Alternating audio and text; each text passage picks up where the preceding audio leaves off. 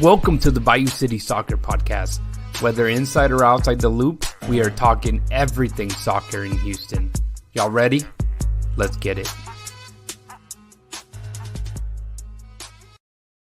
What up, Houston? Welcome to another episode of the Bayou City Soccer Podcast. My name is Rudy Segura, and yeah, we're back for another episode. I don't know why I was like daydreaming about the boys when it starts the intro. I was like, holy shit, that sounds good. But hey, I am joined by our good friend Christian Putalias. How you doing, brother? I am doing amazing. How's it going, everybody? Welcome back. No, we're good, man. Happy to another week. Another week, game. man. We get another week. 3 points, bud. Yeah, we're gonna talk basically everything that happened in Houston sports, but we're also joined by Joey Chavala, Joe Stats. What's up, brother? What's up, guys? Doing good. Good. Enjoyed the win. Hey, it was a great win for some, really bad losses for others. But our guest today, might as well get them introduced at this point. We have Germán Benitez joining us from Noodle Time. As I guess he goes by El Dinámico. But what's up, Germán? How you doing? Hey guys, thank you for the invitation. Happy to be here tonight with y'all. Happy with the 3 points. Yeah, man. So again, thanks so much for joining us per really last minute, if we're being honest. But man, you're here. We'll get talking on some Houston Dynamo for sure. But guess we'll just start with an icebreaker, man. Anything you guys want to share over the weekend, Christian? I went to the rodeo last week. 2 times. Fried Oreos? No fried Oreos. What was the I did have fried Oreos. I stood in line for like 15 minutes for those. Oh, They're pretty good. They're pretty good. We're pretty good, right? Can't lie. Pretty good. Yeah. Yeah. I saw Drake.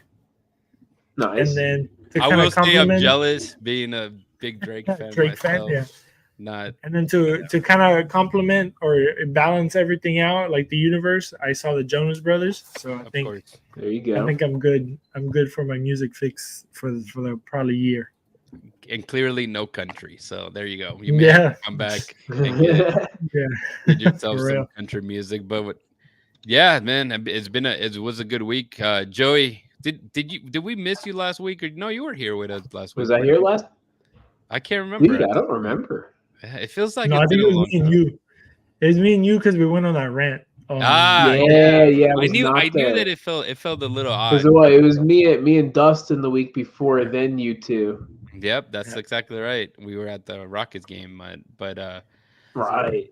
It's one of those guys for sure. It's only Tuesday, and I've already had like a really long week. It seems like in my book. So, but Germán, anything you want to share? Anything that you enjoyed over the weekend, brother? And then we'll go right into the talking soccer.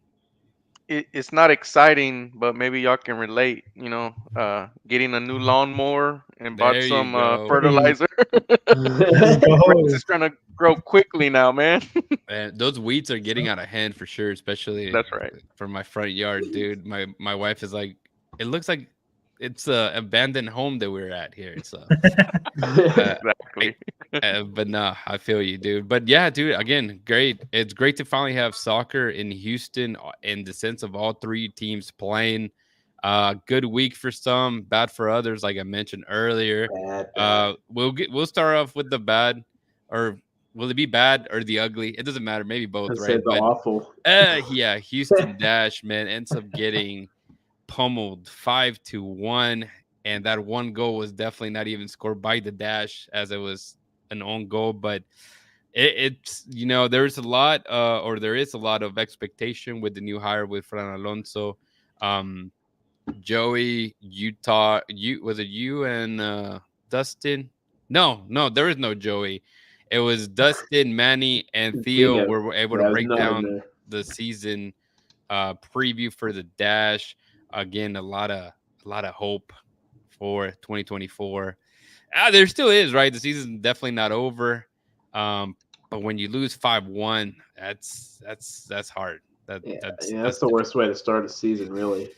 Yeah, because it kind of gives it like an idea that everything that you trained for, even those a short 4 weeks that Fran has kind of taken over the team, and it just kind of went to waste. And in the first game. So maybe not necessarily have to reinvent yourself. He has talked about just kind of trying to figure out exactly what they're doing with the team. Obviously, we know that they want to go heavily attacking.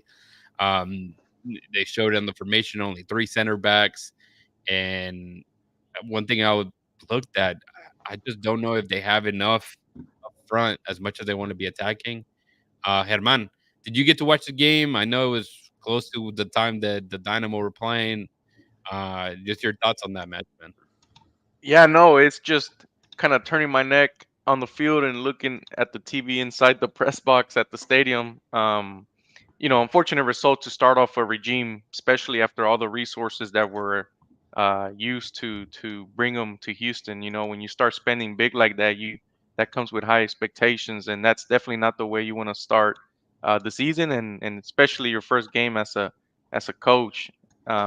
Reminds me of the Ben Olsen, when he first started for the Dynamo. You kind of have to get those results originally just so you can start gaining belief in the squad and getting the team to buy into what you're selling as a coach, in my opinion. No, I definitely agree with that. Just because when it's something new, there's gonna be a lot of questions. From the beginning, myself, I kind of questioned it because, yeah, obviously Fernando also spent time in the men's teams, whether it be under Pochettino and a few other well-known head coaches, but the step from where he came from in Celtic and the Scottish League, just from what he's even mentioned, it was going to be a giant, leap in the NWSL. And I am of the belief that it's going to be a very high leap for him. And I don't know if he'll be able to get over that hump uh, easily. Probably may take him a year, it may take him 2 years, it may take him 3 years. He may never get it. So it's the bird's going to be out for him for sure. Joey, anything you want to add? I like the game model. I like the all-out attack game model. I mean, the 5-3-2 type formation, I think, is really good. I think it supports players in the team like a Maria Sanchez, and she could play that left wing back position. She's good on both sides of the ball. She gets up and down the field, plays wide really well. I think it also supports Avery Patterson as well, the draft pick. But I mean, right now at the back, they're just too beat up. They don't have enough bodies right now. Having no Katie Lind right now is just an absolute blow.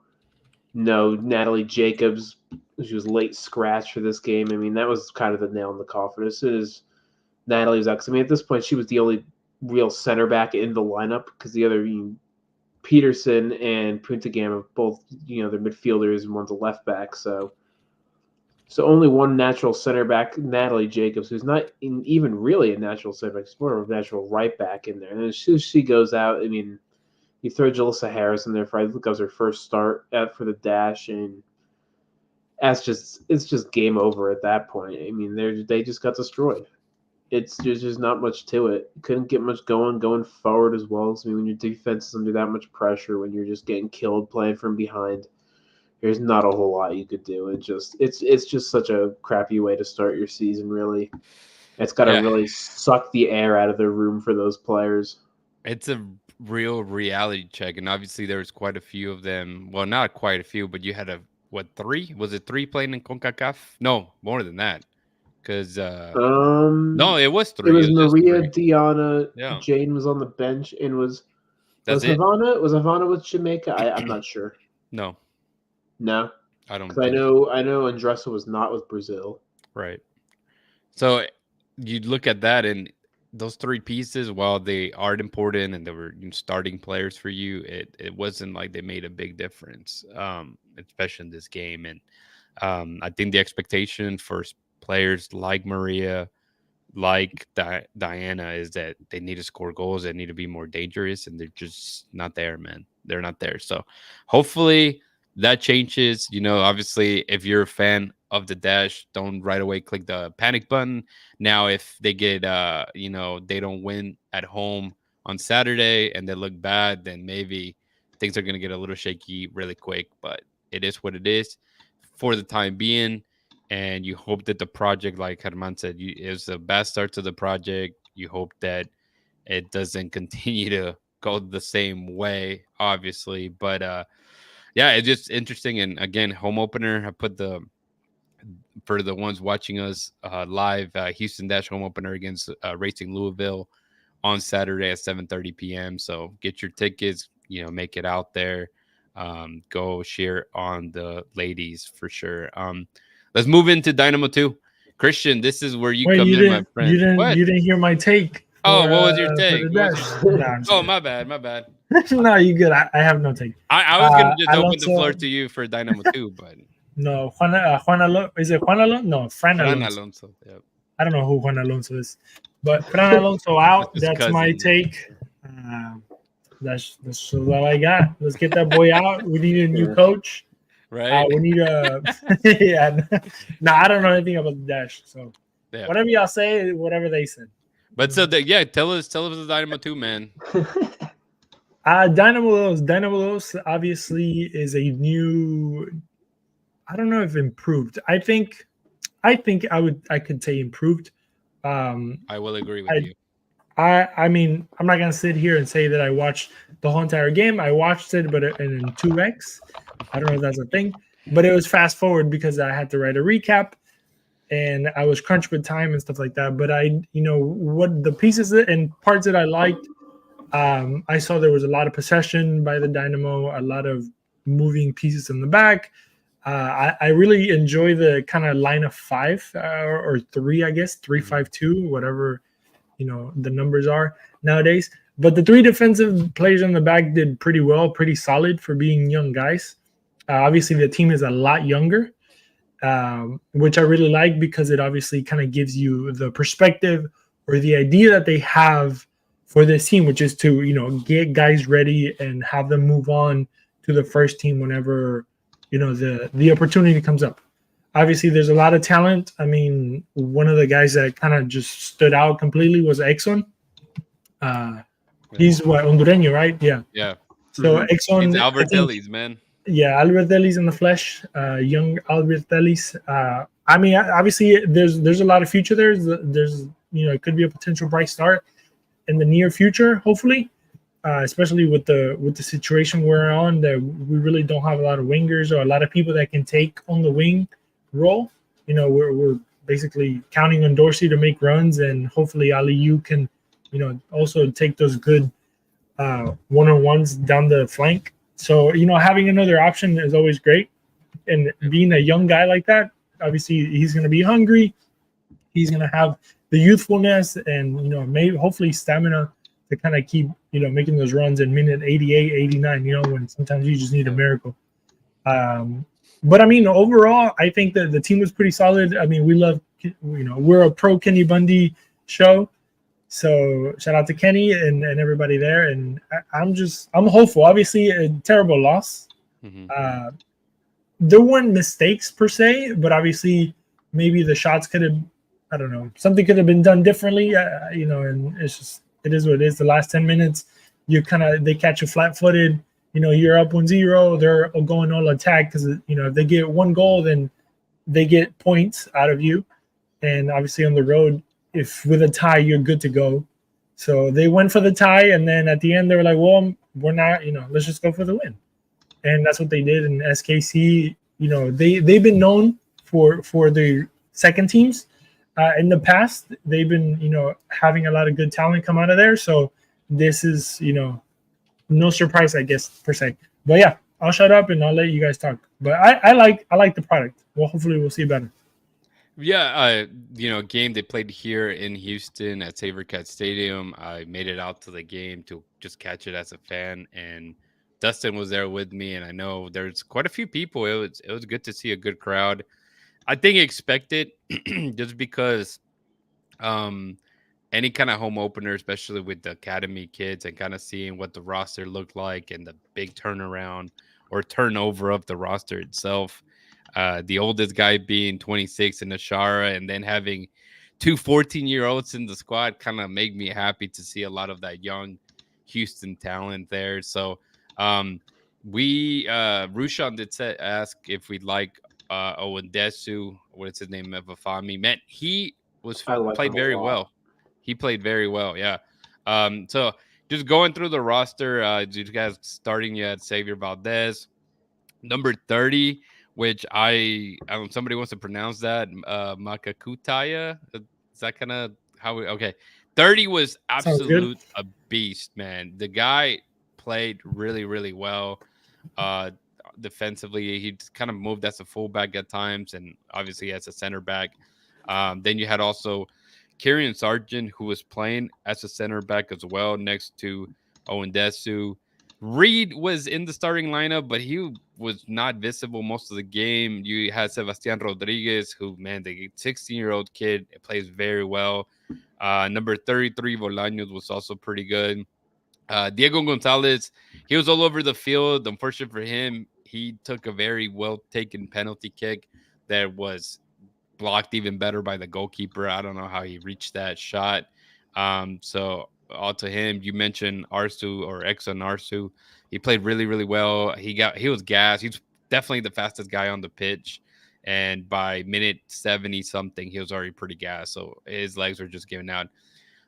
Silla, pretty good. I see him and I see Darwin Quintero. That's who I see when I see Silla. They look a lot alike. They walk exactly the same. They do a lot of the same stuff. Can he ball like him? He's not there yet, but you hope that it would be the case. And then to finish it off was another high draft pick in Giaffi, which he struggled. He had two chances in front of goals. One very obvious that he kicked it so weak and was able to get parried away by the goalkeeper. And then the other one, he was kind of misread the pass that Arsu gave through the middle, and that should have been another goal. So in reality, two should have gone up 3-0 one point, and it just didn't happen. And you leave a game like that, you let some of those big chances go away. And of course, they're gonna punish you. And who else but Beto Avila, right? Gets the draw at 1-1. And the big man, number 67, I don't even know his name, but he went in there. He got some playing time towards the end. Um, what's the coach for Sporting Kansas City? Is it Benny? It's not Bellhalter, is it? Yeah, Ben. Yeah, Benny Fellhaber. Yeah.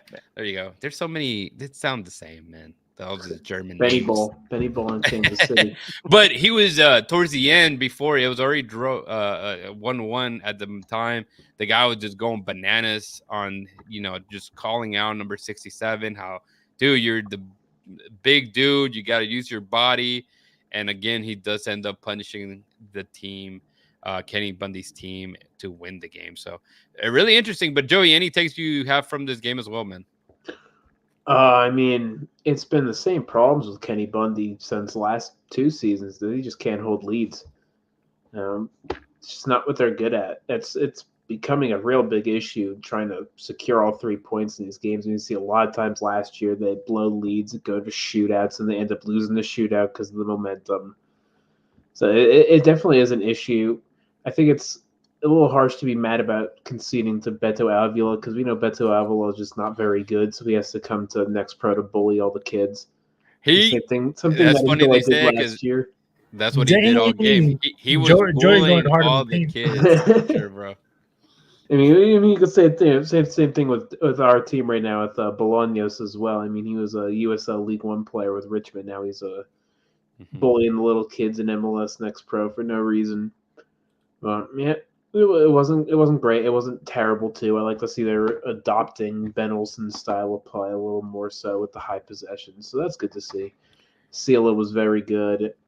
Another guy I was kind of disappointed in was Mr. Isaiah Reed, who I very much liked last season. Yes. I don't think he had a very good game. I want to see him step up a little more.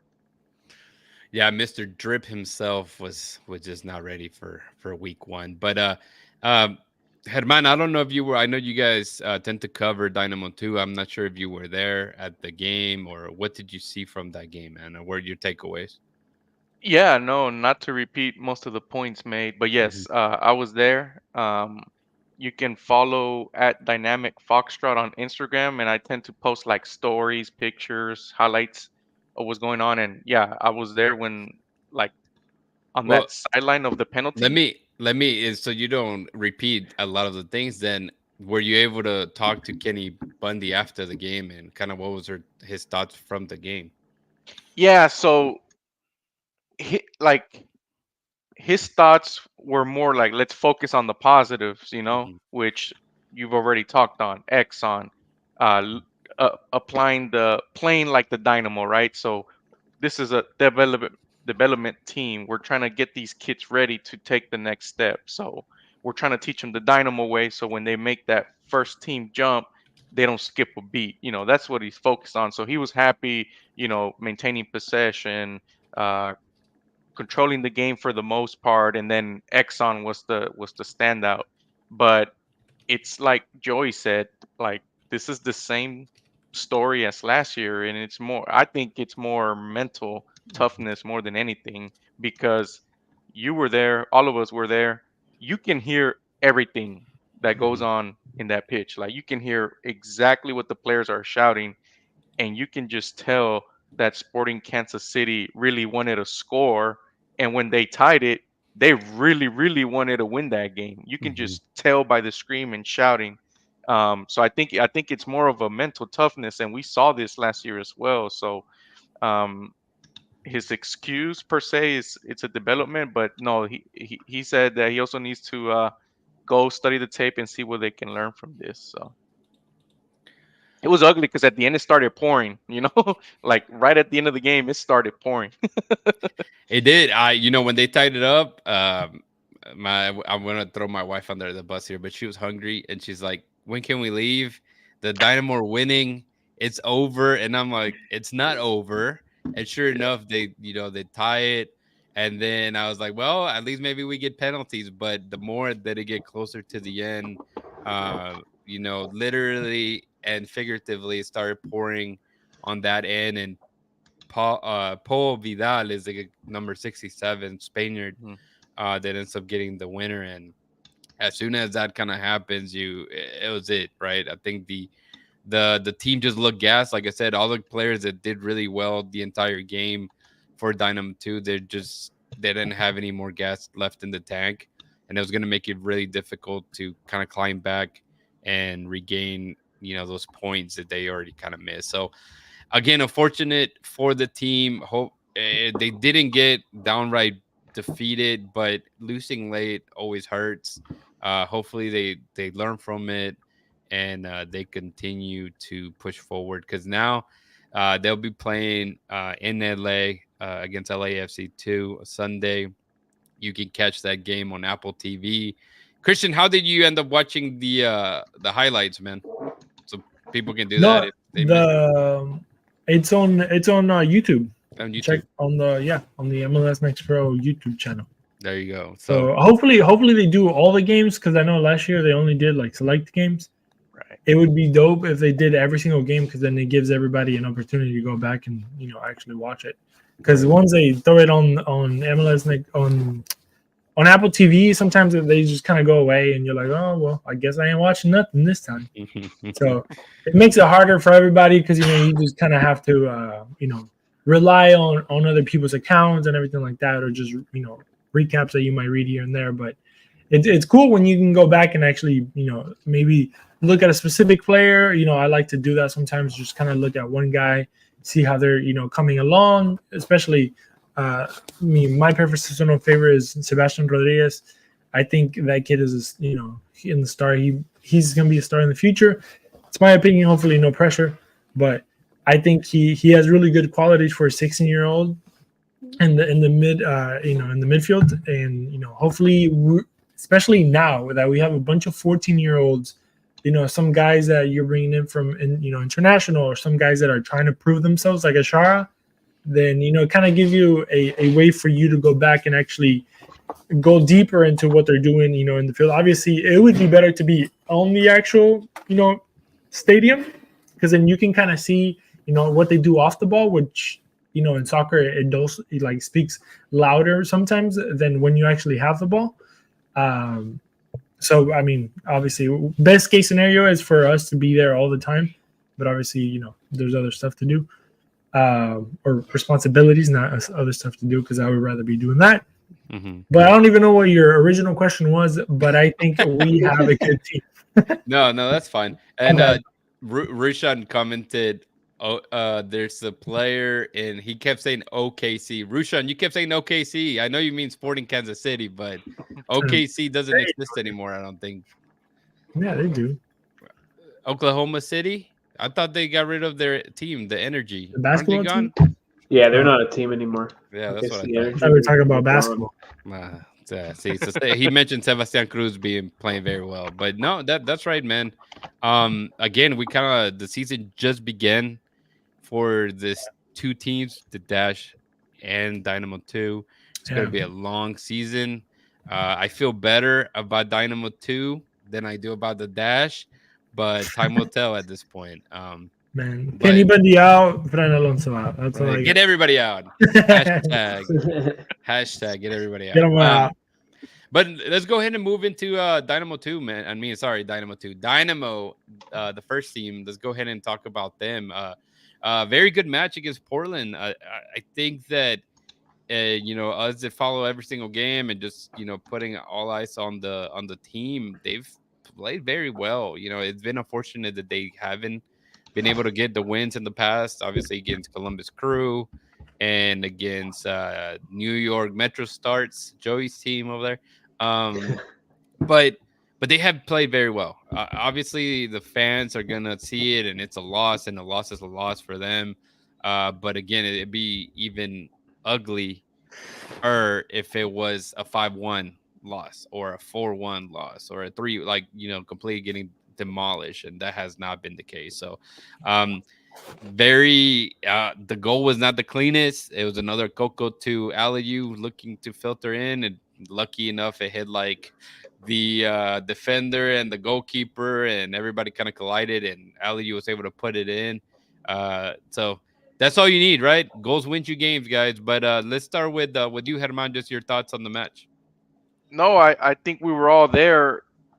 Like you said, it's not the cleanest of goals, but it went in. That's all that matters at the end of the day, because I feel like the 3 points are a huge relief for Ben Olsen, for sure. We could see it in the press conference. We can feel it. And then for the team, it kind of helps us reset mentally after, bouncing out of the CONCACAF Champions League. Now we can focus on MLS and get back on track, it feels like. It's only been 3 games, right? So like one win, 1 draw, 1 loss. Now with this win, you can kind of get back on track. Portland was hot, Portland was a hot team. And no, I think we were lucky to not concede in the first 15-20 minutes, because I think we were kind of slow coming out of the locker room. But slowly but surely we started playing our style, possessing the ball more, attacking via the wings, and then, like you mentioned, Coco with that beautiful pass. And hey, you need some luck, right? Every now and then. So that's for sure. Yeah, happy for Aliu. Got his MLS Team of the Week. Steve Clark with the 250 starts. So it was a good day, good crowd, back on track, and let's get this ball rolling. Next week, San Jose, if I'm not mistaken. So hopefully we can keep it going.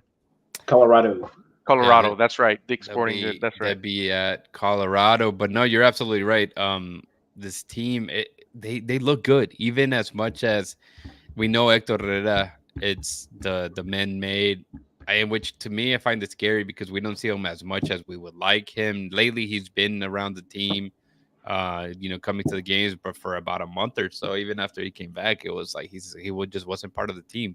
I was telling the guys the other day, I looked at a video from when he was, I guess it was like media day before even preseason got started this year. And I was like, who the hell is this guy? Just because we don't see him anymore. We don't really see him rocking the orange jerseys or any Dynamo related stuff, even when he's at the stadium. We just see him in civilian clothing. So it's a little bit weird, but the team is still performing. I think Coco is slowly taking charge of the team. I wish he would still play more of a role of Hector playing a little bit from behind, but Olsen has him playing out on the wing, and it still works, right, Joey? It still it works. Absolutely works. I mean, he's able to get outside and put in those crosses with the outside of the boot and get goals. It definitely works. Yeah, it does for sure, man. So here, let's break the ice on this. We just had somebody mention, guys, who's y'all's favorite Dynamo player? So let's just go for right now. Favorite Dynamo player today from this team. From Ooh. the 26 players on the roster, who's your favorite Dynamo player? Joey, we'll go with you. Oh, that's tough. Griffin Dorsey. Griffin Dorsey, that's good. What about you, Christian? Who's your favorite player right now on the team? See, I'm gonna say Bartlow. I think he's been doing good, even though he hasn't started. I don't think he started every game, right? No, he hasn't started every game, but but every game that he's played, he's been freaking solid. He's been pretty good. I thought you were gonna go Escobar because he's got your hero on his thigh. Nah, it ain't my hero. Riquelme, he got Riquelme on his thigh. He's never Riquelme on his thigh. Oh man. Well, before we go to Herman, Rushan says El Dinámico has the old stadium in the background. Should have the Ted Siegel, so he can improve. So, but Herman, who's your favorite player on the team right now, brother? I couldn't find a backdrop with the new stadium, so.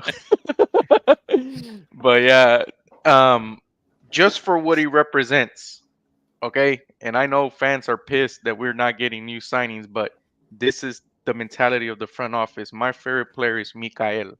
Because he did his time in Dynados, had his opportunity last year, killed it. Now he's a starter. And that's the philosophy that this front office has. And then a bonus, he wore Cesspool's mask at the end of the game, interacting with fans. So, yeah, I would say Mikael at this time for what he represents, what he symbolizes. I'm glad that you bring that up because last game, I was hoping to, I was hoping to, since it was a Saturday game, I was hoping to ask Ben just the last question of how excited he was to see Dynamo 2 kind of finally get some action, some of those guys, knowing that he at the press conference mentioned how for him Ethan Barlow was the man of the match, even though obviously Mikael got it that game. And at the same thing, Barlow's another guy that spent some time in Dynamo 2. He was there. Yeah, a good amount of time after his injury-prone rookie season, and then Mikael goes in there. They did partner together for a little bit, and then eventually they kind of spend time rotating with different center backs at Dynamo 2. But yeah, I mean, that's what you want to see, and that's what excites me about Dynamo 2, seeing a lot of the young, academy players in there. So that's for sure. And we just lost Herman. He didn't like my comments. It's fine. But no, but yeah, it's one of those that hey, look, Herman is back. We lost you, brother. We lost you. No, I was trying to update the background, but it locked me out. So next time. But yeah, so no, you're right. It's just a testament of what Dynamo 2 is, and just seeing all those guys in the first team. It's nice to see and see them obviously work and develop into what the first team is. But did I say who my favorite player was? I don't know. You haven't yet. You didn't. No, I haven't yet. I'm gonna go with Steve Clark, man. That rat tail is like, whew, beautiful. It has this aura of like why he does such a great job in the back of the no, in all reality, he's stepped up since his arrival here. There's had been a lot of questions, especially from the fans. But I don't think he's really disappointed. Whether he had maybe one or two issues in the beginning, which is normal when you come into a team, his distribution was not the best, and sometimes you may ask Joey, it's still not there all the time, but he's done a hell of a job. It's been good. It's been good since like midway through last year. Mm-hmm. I mean, to start the year last year's distribution was pretty terrible. You saw against like Cincinnati and New England for first two games last year, and they were again pressed really high. He really struggled. But as the year went on, he's really adapted to Ben's style, playing out of the back. I mean, getting guys in like Eric Sviatchenko is a pro at it really helps out. So with Escobar as well. And you're talking about playing out of the back, though. I know Chris hates this, but I mean, Mikael and Bartlow have taken big strides when it comes to distribution, especially Bartlow. Bartlow had that one moment he steps into midfield, super driven pass right into Carrasquillo, breaks the lines, creates an opportunity. Like, that's the stuff we love to see. That's the stuff Sviatchenko brings, and I'm sure he's been teaching that to Ethan. Yeah, I just find it funny because for the longest time, I always mentioned how Barlow was the check down king. You know, a lot of maybe what do they call them? Kind of like a Dak Prescott, right? A guy that is just gonna manage the game. I feel like that's what Barlow would do often, just play safe. And seeing how Mikael has been so good, and obviously before him, Teenage was there, and he was pretty good distributing as well, and coming out of the bag at times. Other times it was kind of shaky, but they've stepped up and they've been able to take advantage of being able to move that ball and not be really afraid, especially the way that they Ben wants them to play. And it's hard not to give them props for how well they're playing, for sure. Obviously, Ali ends up scoring the goal. We already touched up a little bit on that, but the striker position obviously still a big issue for a lot of the fans, right? I mean, whatever it is we're looking at is still working. They're scoring some goals, they're keeping them in the game, but you don't have a Luis Suarez up there. You don't have a Julian Carrasca that's gonna put up goals, and if you give them opportunities. But even with the way that they're playing with a false nine, how do you like that, Christian? Do you like seeing Bassi get some time up front and switching off with Kovalchik? Whoops. I guess it's what's working right now with what we have. But me personally, I don't know if I'm old school or whatever that means, but I like a box nine. That's just kind of the way that I grew up and the way that I've always seen soccer. So I love a box nine. I love just like a guy that is going to score goals in any way, shape, or form, with his head, with his legs, with his thighs, with his butt. Like, I don't care. Mm-hmm. Give me a guy that can hold the ball with his back against the, give the me a goal. Chicharito, assist in a goal. Yeah, on I the don't same play, bro. I mean, honestly, he's assisting himself at times. Like, you don't even know what he's doing, but he's scoring, and that's all that matters. Because when you look at the Dynamo these past few games, obviously with not a proper nine, it's been really slow scoring games. We don't score more than one or two, and you can't expect much, with what we got, especially in that in the attacking third, especially when dudes like Coco don't fucking kick the ball from outside the box. Mm-hmm. Like, how are we gonna get a rebound or shoot the ball, dude? But there's no one to get on the end of the rebounds. There's no one in the box.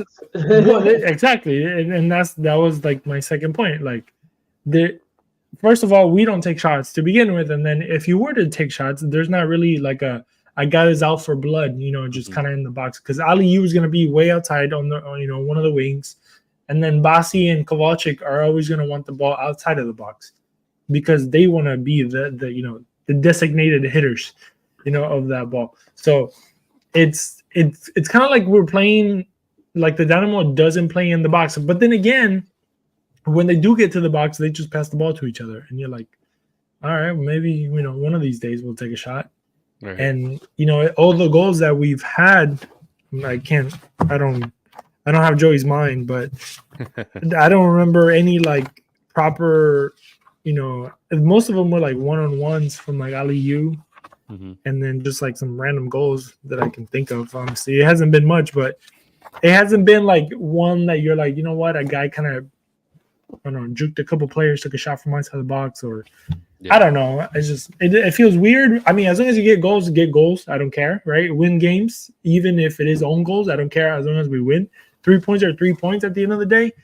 But obviously, it's gonna make it better if you have somebody that you can count on. Scoring, or at least attempt to score. I'm gonna give you some insight here. The Dynamo have scored one goal in every game they played. So to start the season in Champions Cup, they scored 1 goal against St. Louis City and lost. Then they drew, scoring 1 goal against Sporting Kansas City. Then they beat St. Louis City 1 goal against 0. New York Red Bulls, they lose 2-1. And then obviously Columbus, they lose. Oh, take that back. Sorry, 1-0. My bad. Almost every game. I should have said that. Then Columbus, they score 1 goal. And obviously in Portland, they get the 1-0 win. So it's, again, it's just question marks is who's going to score goals. They can't score more than 2 if they get scored on. So, Hermano, what do you want to add on that, dude? Yeah, no, I I can feel Christian's frustration from not shooting outside the box. I feel it. I feel the same way, but at the same time, I think that's Ben's style, right? It's like unless we got a clear pass or an open shot, we're not going to do that. We're trying to keep possession and feed it to our winger so they can cross it back into the box. I think that's how they're trying to play. Yeah. I want to push back because I mean, you know, I'm known for having terrible takes, so this might be one of them. No, this is fine. but I mean, you know, how long is too long? You know what I mean? Like how what's the point of keep having possession if you're not going to put the ball in the back of the net? You know what I mean?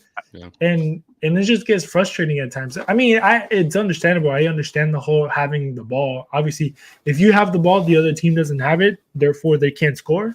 But when you're playing such close games that, you know, look at the Columbus game.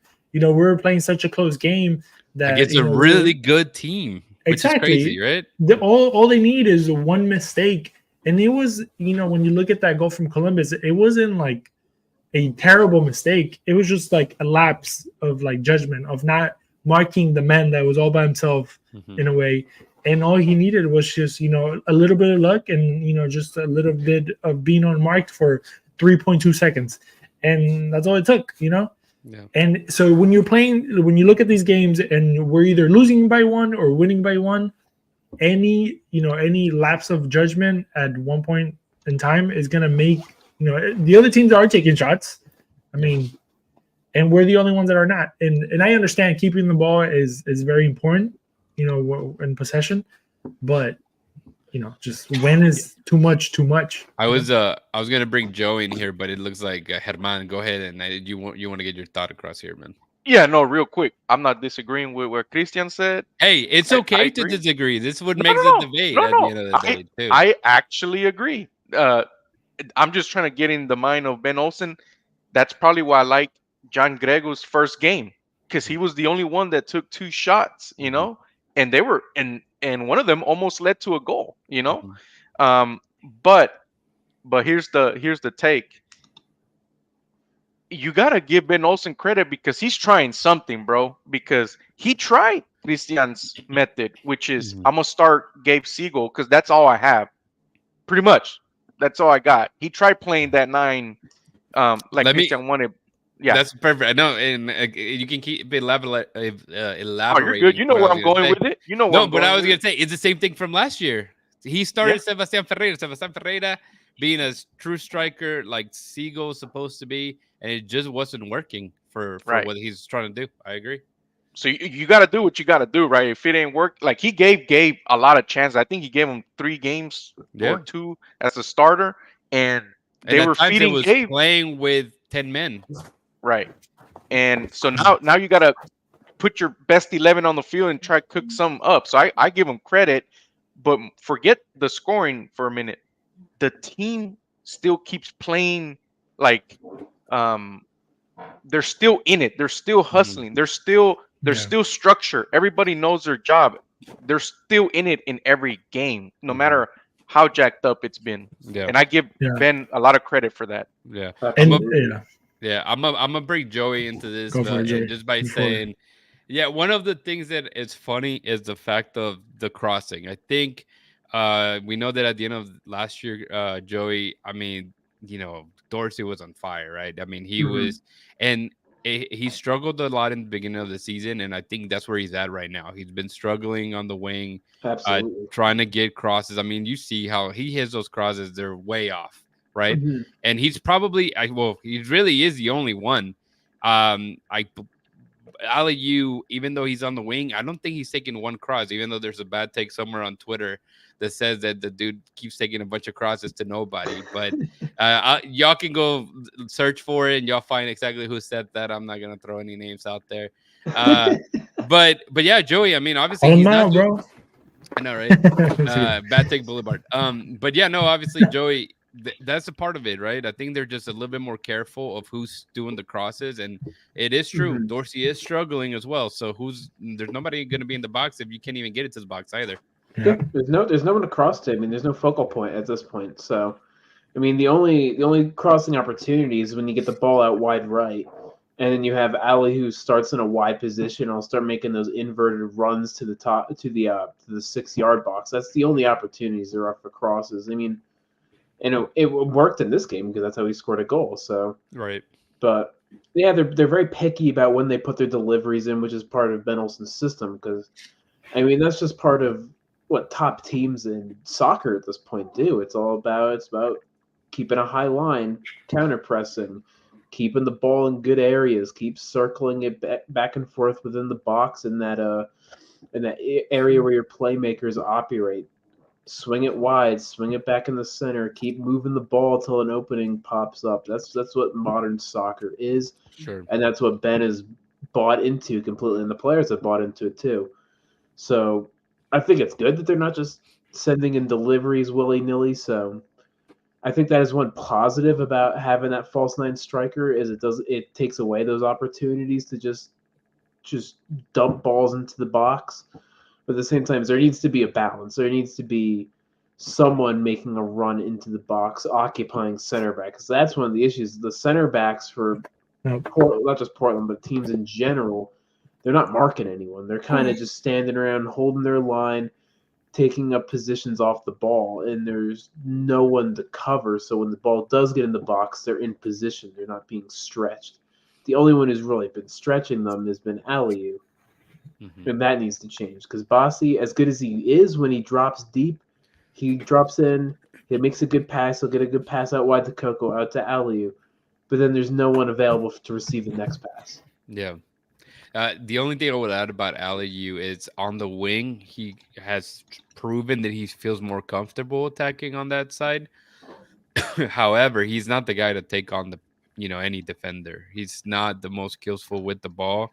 As soon as he has somebody on, he kind of gives up on kind of continuing to push that run up the line and goes obviously to his being inverted. He's going to choose his stronger foot that tends to bring the ball back all the way back at time. So I don't know. He was trying to take people on. He had 6 attempted take-ons in this game. Well, no, he was all the way. Yeah, because he was getting the ball pretty high up. But I'm saying in general, like seeing the way, especially in the first half more than the second half, he was getting the ball and just being able to like carry towards the middle, but giving it to somebody centrally instead of what we're used to maybe with a Quinones, or if you want to take it further back like a regular winger like Albertelli's, it was just gonna try to push it high up to the end of the goal line as much as possible. But let's keep it with Aliou. He does have 2 goals already.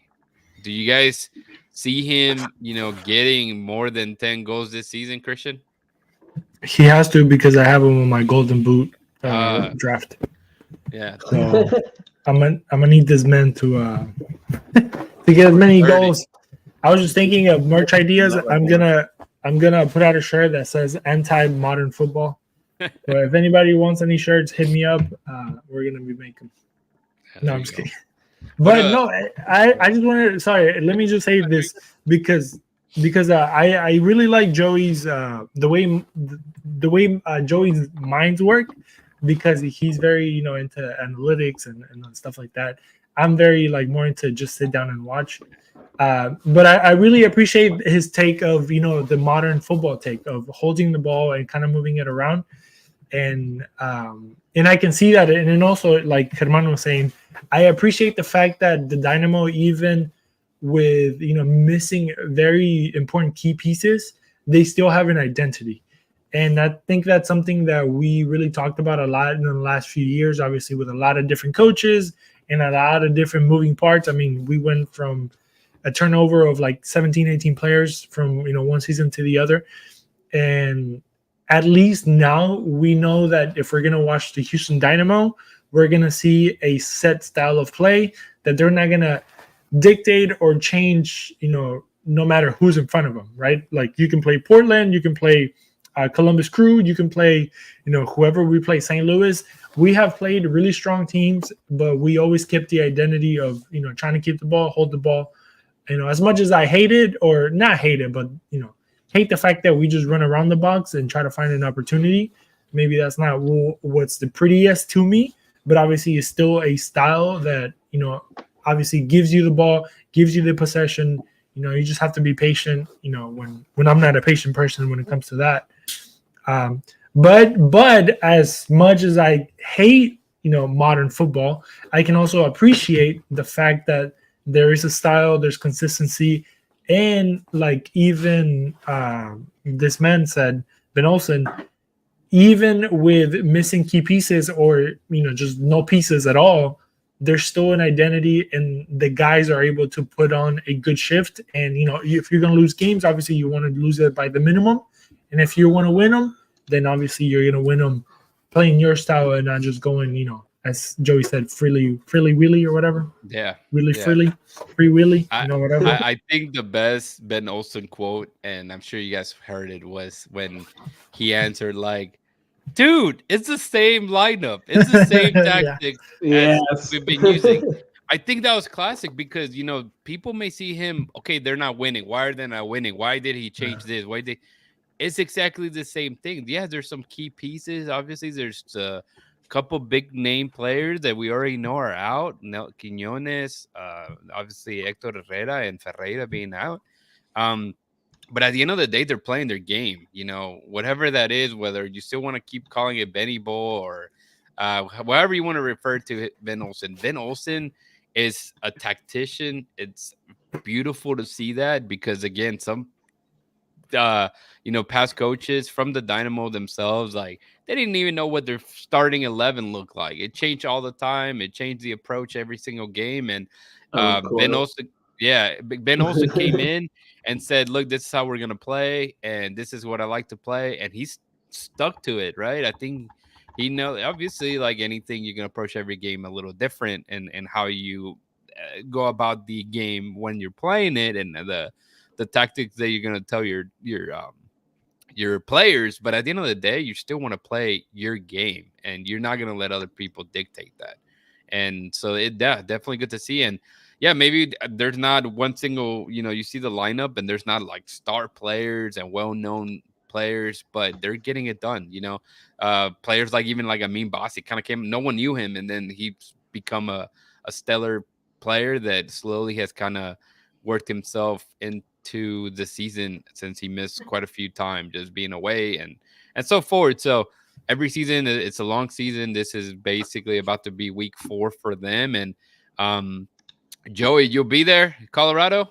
Yes, I will. I will be there. There you go, man. So let's go with that. What are you guys thinking for this Colorado? What's your prediction, Joey? Don't say pain, man. I can't take that. I say every time I travel to a game, they don't win. So let's go with a 1-1 draw. Sebas is back for this game. He's going to come off the bench. He's going to do what he did in 2022. He's going to score 90th minute equalizer on the Rapids. Wouldn't that be fantastic? Right? Maybe you need to put in status so Dan can get yourself either a goal or an assist as well somewhere. That's right. He's done it a couple times. But Herman, let's go with you. What are you thinking against the Colorado, man? No, I think the Colorado Rapids are, I don't know how to say this in English, accesible, like a realistic, accessible opponent to get 3 points on the road, and that would really cement we're back on MLS track, They're sitting just a little bit above us and having played one more game than us. I believe 1 win, 2 draws, 1 loss. So I think we can go there, play a good match, and escape with a good result. The 3 points. I don't care how it gets done. Yeah. I think the only thing that I guess I forgot to mention is that Coco's not going to be available, right? So Right, that's right. if he's been one of your key components since Hector Herrera's been out. But I'm kind of with you, German. I still think that uh, really what helps Colorado or trying to get even with what the Dynamo are, it's just the atmosphere and the playing, really high altitude and all that stuff. But I think the Dynamo are a better team in paper, and seeing them play against the best teams in the league. So I think they could. I'm not gonna say a win because it's been difficult for them to get wins, but I do think they'll get a point out of Denver. Just sub Kyle Blogs, he commented, and then obviously our friend John B. Vamos Dynamo. So let's go. Christian, man, what are you thinking again in this match in Colorado? Talking about all the high scoring and looking at Colorado's high scoring, I think it's going to be a 1-1. I think this is what Joey said. Yeah. But I think it Joey might be just, always picks 1-1, so I don't know. I picked 1-0 for this past game, and I was right. Dang, there you go. Look at him. Smart. I said 2-2, so I don't know what I was smoking. But no, 1-1. I think it'll be a boring game. Let me throw this question at you guys. So no Coco. How do you think they line up? Who replaces Coco on the right? Just close it down. I'll bring Exon Arsu. I've seen what he's done. I'm kidding. Damn, boy. You think they go Blessing? Beto Avila only had to score like 5 goals in 3 games and got a contract. So, that's true. But no, I think Blessing is a good. Sorry, my bad. No. Yeah, I think Blessing may be introduced. This is when he gets introduced. They said that he's gonna be the one to come in and slot in for Coco when Coco's out. I think maybe we see him on the starting lineup. Whether he's I think it's interesting they didn't give him any minutes against Portland. I think they maybe would have given him like a good 5-10 minutes to get on the field, but yeah. He may be starting next week, dude. I think they might put Kavolchik out there too, and maybe put Bassi back in the middle and give Sebas the start. Just give Sebas the start right away. I don't know. I kind of want them to slow him back in, but they might just be desperate. So you really think that Ferreira's back already? That's what. Yeah, Ben said he's back. Ben said he's available this week. Oof. He's back. All right. Let's see how that goes. Hopefully he might not play the full 90. I'm gonna go ahead and pull a Christian Putalias here. I drafted him, so I need him to score 30 goals on our what's it called? Goal scoring. Golden boot. I don't even think I have 5 goals yet between all my players, though. Yeah, that's sad. None of my players have played. Hey, Herman, you're kind of missing the inside jokes on here, but let's just say Messi win in round number 2 because idiots like us forgot to pick Lionel Messi. No, I didn't forget. No, you were the first one to draft, so clearly I got Suarez. Suarez is paying off. Yeah, my first pick, I think, has only started 1 game. Bupenza. Dang. And then my second pick, I don't think has been playing either. Carranza's been injured too. No, I took Dennis Boanga like a dummy that I am to Messi. That's a good one. Yeah, you let convince you. Yeah, it was dumb, but guys, before we finish out and continue on, since we didn't technically say our predictions for Dash, let's go ahead and do the Dash real fast. Herman, they'll be playing the home opener again against Louisville. Quickly, just your thoughts on what that final score is going to look like, man. Yeah, no, it's a home opener. It's a good opportunity to just hit reset and focus on just winning this game with the home crowd. So I'm optimistic by nature. I'm a fan of the team by nature. I'm going to say that we're going to pull the W, and we need to pull the W, more importantly, for the long-term success of this season. So I don't care how it gets done. It's going to be a W, though. Gator done. What's up, Joey? What are you thinking? All right. So Louisville, what did they do in their first game? They tied 2-2, and Orlando had a red card, I believe. I don't know what minute. But I mean, I like Louisville's team. I think Savetta DeMello is one of my favorite players right now. Mm-hmm. I'm going to say 2-2 draw. Okay. Christian might as well throw it out there, brother. Doesn't know anything about the dash, but he's gonna go ahead and predict it. What's up? Wait, who are we playing? Racing Louisville, right? Who's on that team, Another Chris? NWSL team, brother. I know who's on that team. The basketball player's daughter. Is she in there? Rodman? Is that what you're talking about? Maybe. What? That's a Hail Mary. I don't know. She's on Washington. Think they win? You think they die? Close. Louisville, Washington. I think, yeah. I know it's a home opener. I mean, there's fireworks, so let's do it for the fireworks. 2-1 win. That 2-1 win. Goal from the Mexican ladies. Yeah. I am the pessimistic one when it comes to dash. I try not to be.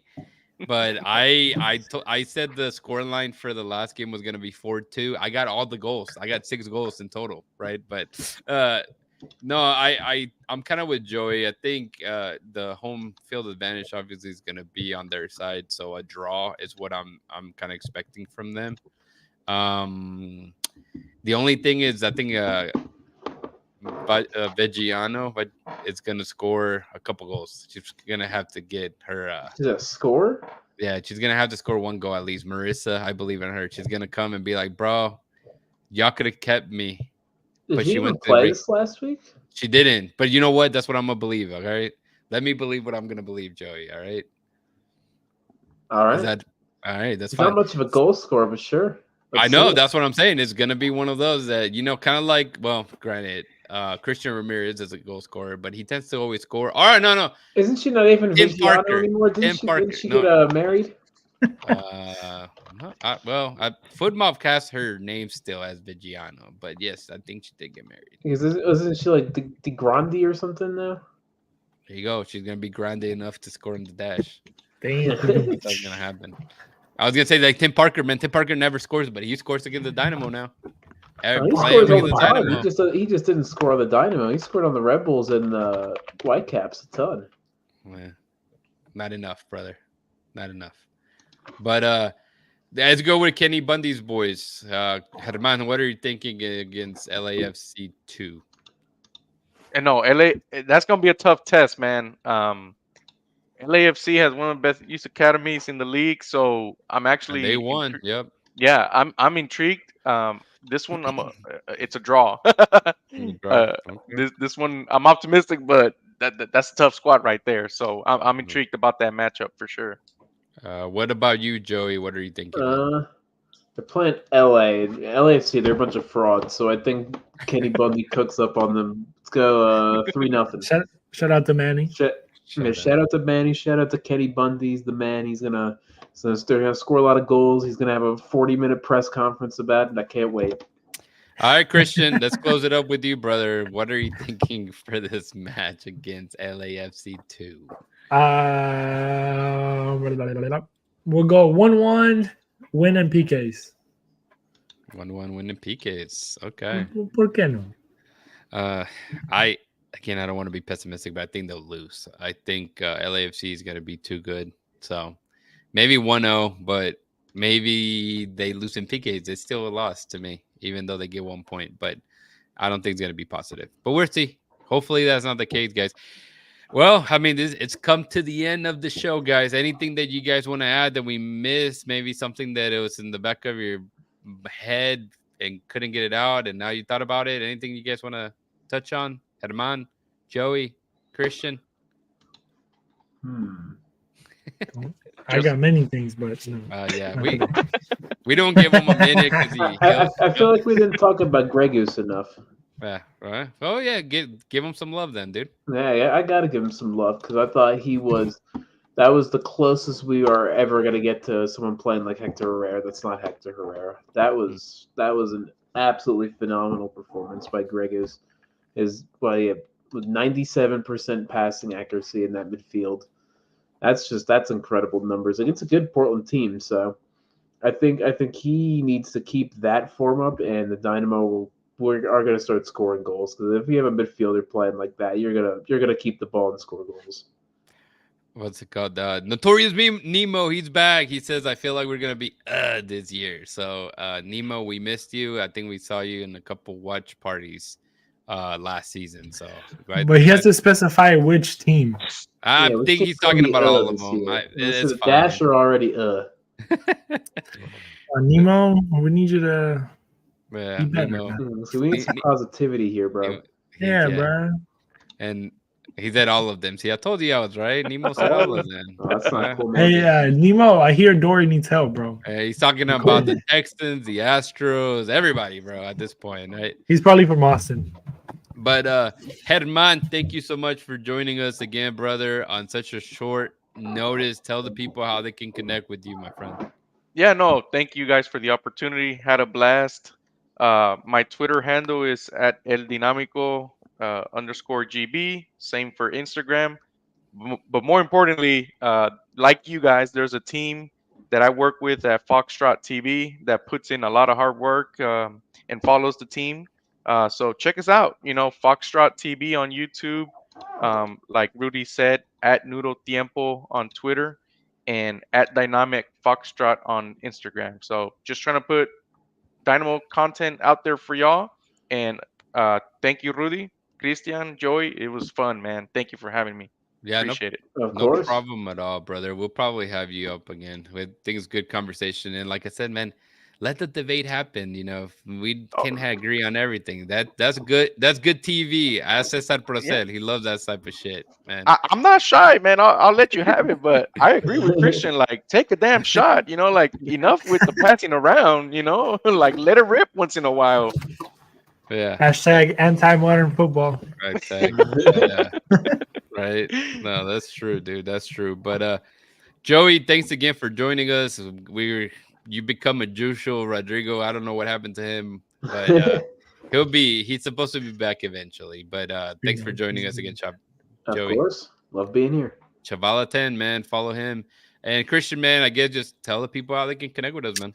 Yes, sir. At Bayou City Soccer on all social media, Instagram, Facebook, Twitter, YouTube channel, everywhere, man. Go check us out. That's where we have most of our content, or basically all of our content. Check out all the articles, check out the ratings, check out everything that we do over there. There's literally information almost every single day of the week, especially now that with everybody playing, there's literally something for you to read over there. So go check it out. There's a lot of hard work being put into it. So, go give us a little bit of love. If you have the time or the money, always you can buy us a little coffee or a beer, depending on what you drink, help us out over there. There's merch as well at BayouCitySoccer.net that you can kind of check out. And while you're at it, check out Ugly Guppy. If you need any printing done of any kind, they will hook you up. So go check those guys out. Rudy Segura 3, because he has it on screen. Joey Chavala 10. Dustin Richardson, Manny Manivela, and then all the other boys, and then of course me, Chris Putalias, BayouCitySoccer.net. Yeah, if you don't want to buy us a beer, maybe bubble tea. Anybody like Vietnamese stuff? Anyways, I've never tried it.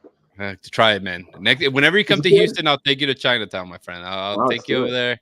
We'll go to New Cafe, get some shave ice cream. You're gonna love it, man. You're gonna love it.